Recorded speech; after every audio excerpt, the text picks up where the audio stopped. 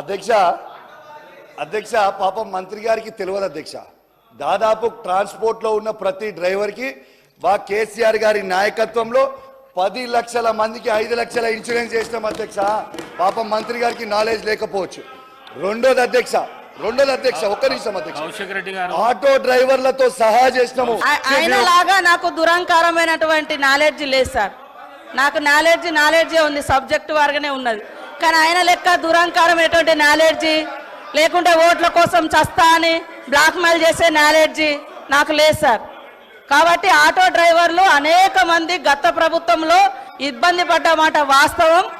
ఇవాళ మా పథకానికి ఆటో డ్రైవర్లకు అడ్డం పెట్టడం ఇది కరెక్ట్ కాదు. ఇది మహిళల కోసం పెట్టినటువంటి పథకం. కాబట్టి నీ దురహంకారం మాటలు మానుకో కౌశిక్ రెడ్డి.